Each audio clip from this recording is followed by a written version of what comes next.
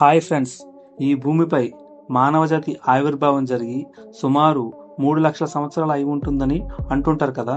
మరి ఈ పరిణామ క్రమంలో నాగరికంగా, సాంకేతికంగా మనం ఎంతో అభివృద్ధి సాధించాం. అయినా అప్పటి నుండి ఇప్పటి వరకు ఒకటి మాత్రం కరెక్ట్గా తెలుసుకోలేకపోయాం.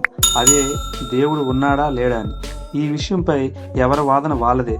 ఉన్నాడని నమ్మేవాళ్ళు, లేడని నమ్మేవాళ్ళు ఎవరు కూడా దీన్ని ప్రూవ్ చేయలేకపోయారు. ఇది ఒక అన్సాల్వ్డ్ క్వశ్చన్గా మిగిలిపోయింది. ఈ విషయంపై మనం ఈరోజు డిస్కస్ చేసుకుందాం. అంటే నేను నా వాయిస్ ద్వారా చెప్తాను, మీరు మీ కామెంట్ ద్వారా చెప్పండి. ఈ వీడియో చూసాక మీకు ఖచ్చితంగా ఒక క్లారిటీ వస్తుంది. Welcome to my channel. మీరు చూస్తున్నది కామన్ సెన్స్ యూట్యూబ్ ఛానల్. ఇలాంటి మంచి కంటెంట్ తెలుసుకోవడం కోసం ఈ ఛానల్ సబ్స్క్రైబ్ చేసుకోండి, లైక్ చేయండి, ఎంతమందికి వీలైతే అంతమందికి షేర్ చేయండి. మీ అభిప్రాయాన్ని మాత్రం ఖచ్చితంగా కామెంట్ చేయండి. ఇక టాపిక్లకు వెళ్ళిపోదాం.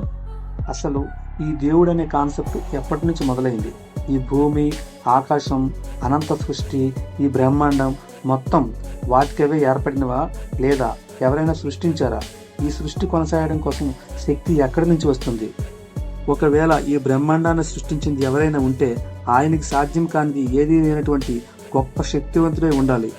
ఈ భూమిపైన జీవాన్ని సైతం ఆయన సృష్టించి ఉంటాడు.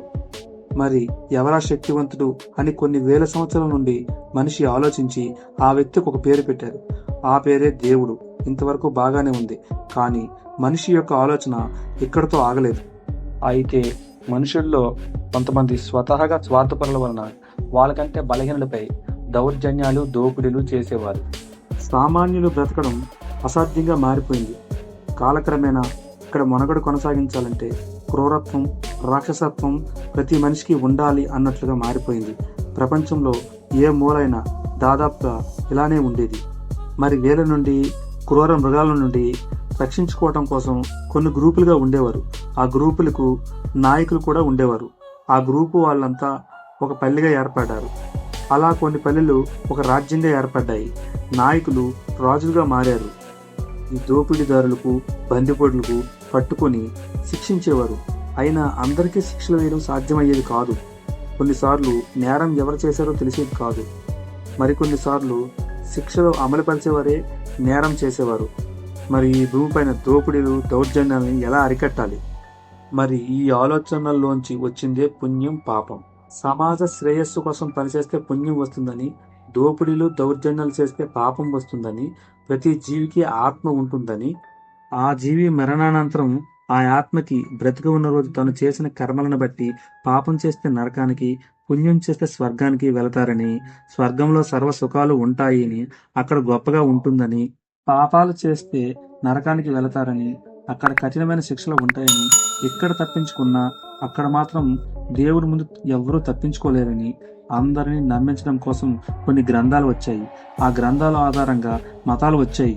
మళ్ళీ ఆస్తికత్వం, నాస్తికత్వం ఒకటేమిటి, పురాణాలు, ఇతిహాసాలు వచ్చాయి.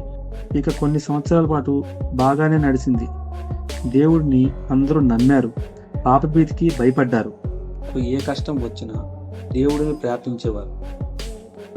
ఇది ఒక ప్రాంత ప్రజలు ఇంకో ప్రాంత ప్రజలు కలవకుండా ఉన్నంతకాలం మాత్రమే. తరువాత నుండి మా గ్రంథాలే గొప్పవి, మా దేవుడే గొప్ప అని ఒక వర్గం ప్రజలు ఇంకో వర్గం ప్రజలపై దాడులు చేసుకోవడం మొదలుపెట్టారు. ఒక సదుద్దేశంతో తయారు చేయబడిన దైవ గ్రంథాలు, మతాలు హింసకు దారితీసేవి. మానవ జాతి శ్రేయస్సు కోసం పుట్టిన ఈ మతాలు ప్రస్తుత సమాజానికి అవసరమా అంటే అవసరం ఉంది. ఎందుకంటే ఇంకా ఎందరిలో పాపభీతి ఉంది. కానీ భవిష్యత్తులో మాత్రం ఒక 100-150 సంవత్సరాల తరువాత ఈ మతాలు ఏవి ఉండవు. ఇప్పుడు కూడా ఏ మతాన్ని నమ్మని వాళ్ళు చైనాలో 70% మంది ఉన్నారంట. నార్త్ కొరియాలో అయితే ఏ మతాన్ని నమ్మరట. భవిష్యత్తులో ప్రపంచంలో ఎక్కడైనా ఏ మత గ్రంథాన్ని బోధించినా, ఏ మతాన్ని ప్రచారం చేసినా దీన్ని తీవ్రమైన నేరంగా పరిగణిస్తారు. మతాల కన్నా మానవత్వం ముఖ్యం.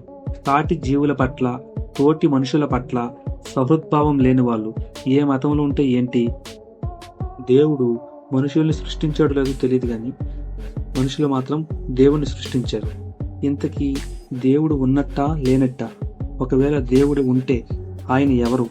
ఆయన ఆలోచన ఎలా ఉంటుంది? ఇలాంటి విషయాలన్నీ వచ్చే వీడియోలో మాట్లాడుకుందాం. ఆ వీడియో మాత్రం చాలా ఇంట్రెస్ట్గా ఉంటుంది.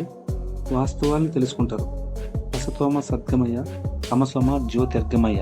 ఇంతవరకు ఈ వీడియో చూసిన వాళ్ళందరికీ థ్యాంక్స్. లైక్, షేర్, సబ్స్క్రైబ్ చేసి ఈ వీడియోపై మీ అభిప్రాయాలను కామెంట్ ద్వారా తెలియజేయండి. మళ్ళీ నెక్స్ట్ వీడియోలో కలుద్దాం. అంతవరకు బాయ్ బాయ్. జై హింద్.